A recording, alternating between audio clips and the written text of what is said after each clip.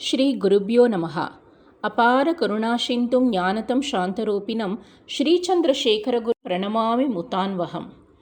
அஸ்மின் பராத்மன் நனுபாத்ம கல்பே த்வமித்த முத்தாபித பத்மயோனிஹி அனந்த பூமா மம ரோகராசிம் நிருந்தி வாதாலயவாச விஷ்ணோஹு. தென்னகத்தின் துவாரகான்னு சொல்லப்படுற புண்ணிய க்ஷேத்திரம் குருவாயூர். துவாபர யுகம் முடிகிற சமயத்தில் துவாரகை கடலில் மூழ்கிறது. அப்போது கிருஷ்ணர் தன் நண்பனும் சகோதரனுமான உத்தவா கிட்ட தான் நித்தம் பூஜம் செஞ்ச விஷ்ணு விக்கிரகத்தை பத்திரமா பாதுகாத்து ஒரு இடத்துல ஸ்தாபனம் பண்ண சொல்கிறார். உத்தவா பிரகஸ்பதியோட சிஷ்யரும் கூட.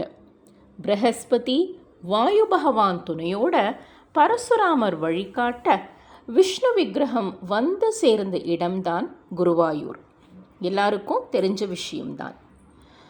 விஷ்ணு விக்கிரகத்தில் 4 கைகள் இருக்கும்.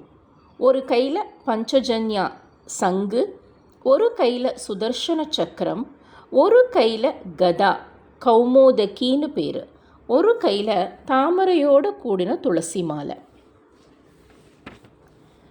முதலாக மகாபாரதத்திலே தான் விஷ்ணுவோட அவதாரமான கிருஷ்ணர் இதை வச்சுண்டு இருந்திருக்கார். கௌமோதகி ஒரு பெண் உருவமாக சித்தரிக்கப்படுறது. கதாதேவி கதாநாரி அப்படின்னு சொல்கிறா. சில சிற்பங்களில் விஷ்ணு தன் ஒரு கையை கதாதேவி தலையில் வச்சுண்டு இருக்கார். அந்த பெண் தெய்வம் தன் கையில் கௌமோதகியை பிடிச்சுண்டு இருக்கா. கௌமோதகியோட சொல் இலக்கணம் தெளிவாக தெரியலை.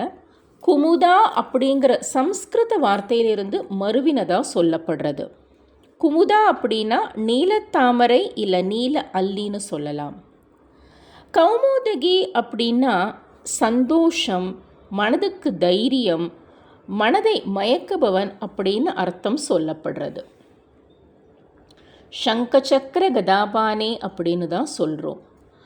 விஷ்ணுவோட பிற அவதாரங்களில் மத்ஸ்ய, கூர்ம, வராக, நரசிம்ம இதிலெல்லாம் கௌமோதகி இடம்பெற்றிருக்கு.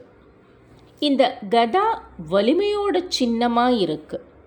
பல ராஜாக்கள் இந்த கதையை பல வடிவங்களில் சித்தரித்து விஷ்ணுவை வணங்கியிருக்கா. குஷா குலத்தினர், குப்தர்கள், சாளுக்கியர்கள், பல்லவர்கள், சோழர்கள் அப்படின்னு. விஷ்ணு தர்மோத்தர புராணம் அப்படிங்கிற புராணத்தில் விஷ்ணு தன் 2 கைகளையும் உயரம் குறைவான 2 தலையில் வச்சுட்டு இருக்கார். மெல்லிய இடை கொண்ட ஒரு பெண் தன் கைகளில் கதையை வச்சுட்டு இருக்கா. இன்னொரு கையில் சாமரம் இருக்கு. பகவான் தன் வலது கையை அந்த பெண் தலையில் வச்சுட்டு இருக்கார். சக்கரம் ஒரு ஆண் உருவமாக விஷ்ணுவுக்கு இடப்பக்கம் இருக்கு. தன் இடது கையை அந்த ஆண் தலையில் வச்சுட்டு இருக்கார். உத்தரப்பிரதேஷ், காஷ்மீர், பெங்கால் போன்ற பல இடங்களில் இந்த கதாதேவி தான் கௌமோதகியை பிடிச்சுட்டு இருக்கா. பெண் என்பவள் பராசக்தின்னு சொல்கிறதுக்கு இதை விட உதாரணம் வேணுமா? ராமாயணத்திலேயும் மகாபாரதத்திலேயும் இந்த கதா எத்தனையோ அற்புதங்கள் செஞ்சுருக்கு.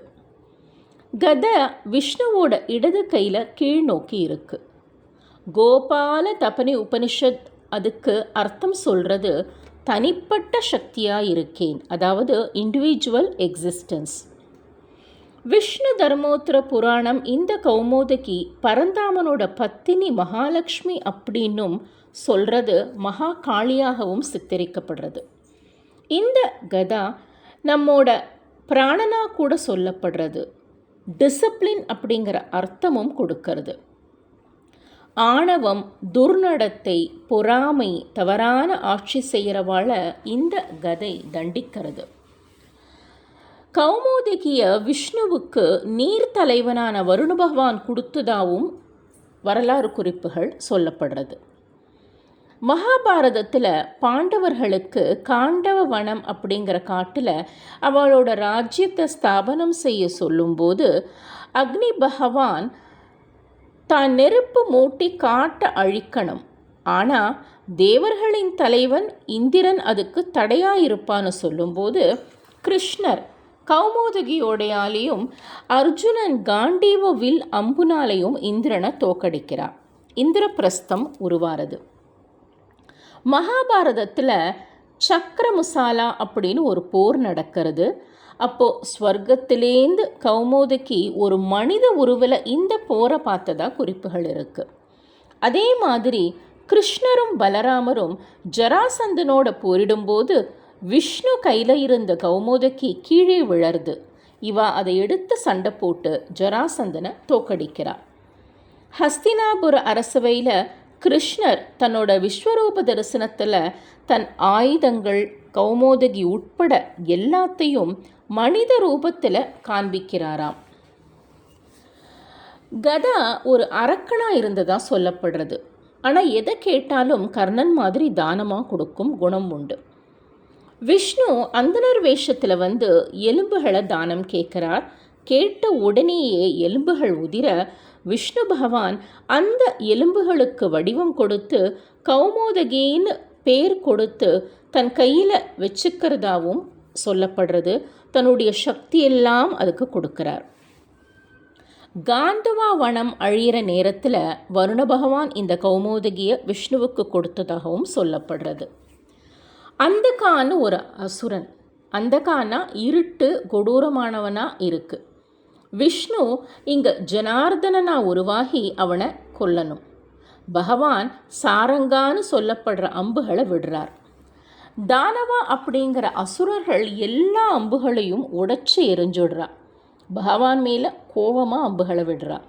விஷ்ணு சுதர்சன சக்கரத்தை ஏவறார்.